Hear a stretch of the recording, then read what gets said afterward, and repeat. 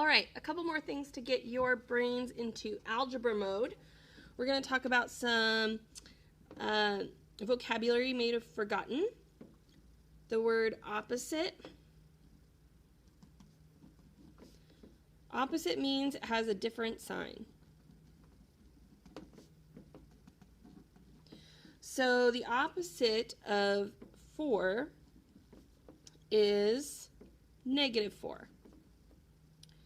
If I had 3/5, let's make that, if I have -3/5, then the opposite of -3/5 is +3/5. So opposite just means it has the opposite sign. All right, another word, reciprocal.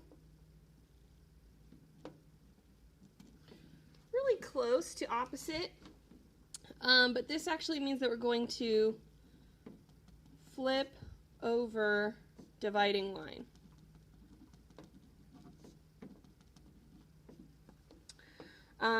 As we know, most numbers are fractions. Any rational number is a fraction. So like 4 is actually the same as 4/1. And so the reciprocal of 4/1, if I flip those numbers over that dividing line, I would get 1/4. So the reciprocal of 4 is 1/4. And that works backwards too. The reciprocal of 1/4 is 4. Okay, and let's do that other one we had up here, -3/5. So if you flip that over the dividing line, the reciprocal of -3/5 is -5/3. Okay, all right, so let's find the opposite and the reciprocal of 1/3. Go ahead and pause your video and do that now. All right, so the opposite of 1/3 is -1/3. I just changed the sign. The reciprocal of 1/3 is 3/1, which makes that 3, because I want to change that to my whole number if I can. Okay, so those are those two terms. Now we're going to look at some properties. We'll start with the closure property. That says that if A and B are real numbers,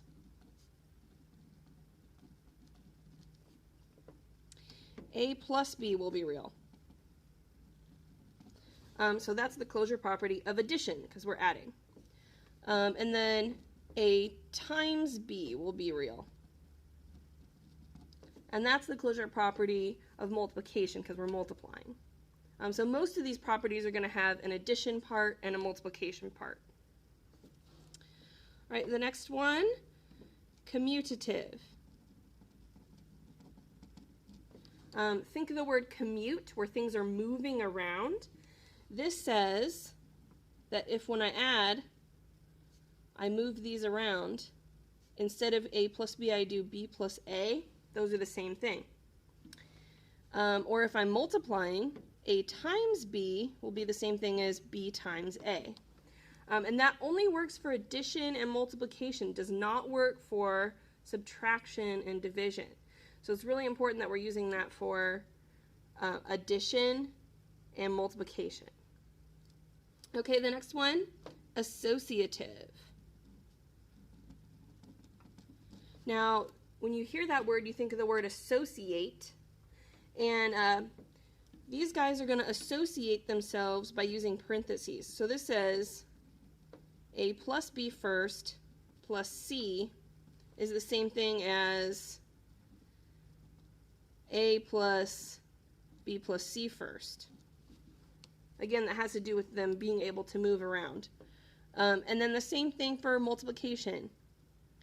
A times B first times C is the same thing as A times B times C first. So essentially it means that the parentheses don't matter when you're using just addition or just multiplication. Okay, the identity. So for addition, this says anything plus 0 equals itself. It keeps its identity. So if you add 0 to anything, it doesn't do anything. For multiplication, if you multiply anything by 1, then it keeps its identity. It stays itself. The inverse property says if I add a number and its inverse, I will always get 0. Now, the inverse in multiplication is the reciprocal, kind of like we did in the beginning. So anything multiplied by its reciprocal is 1. Well, that's an important one for later. Anything multiplied by its reciprocal is 1. All right, the last property we're going to do is distributive. And it doesn't have a separate piece for addition and multiplication because it uses them both together. So for the distributive property, this says a times b plus c in parentheses, and you might remember using the rainbow over. So this says a times b, plus sign stays there, and then a times c, and that's the distributive property. Okay, so in a problem in your homework for this one, you might be given like something that looks like -4 times 1 minus 2 equals -4 minus 2. Okay, and then name the property that that is displaying. Okay, go ahead and pause your video and do that now. All right, so notice that this is -4 times 1, and the times 1 goes away, and it keeps itself. That means that that's identity. The identity property of multiplication. Because that's one where I'm multiplying by 1. All right, the last thing we're going to go over is absolute value. And you might remember that absolute value makes everything positive.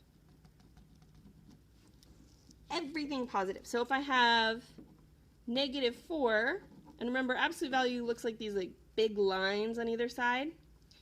So the absolute value of -4 is +4. And if I have the absolute value of -3.21, it will be +3.21. So it really doesn't matter what's in there, it'll make it positive. And say you have a problem inside, like we'll have the absolute value of -1 times -2. I need to do the problem inside first. So I'll do -1 times -2, which is +2. And then the absolute value of +2 is +2. So even though it was already positive, absolute value just makes it stay positive. It doesn't change it to a negative. Always makes it positive in the end. Okay, so that is it. And have a fun time doing homework.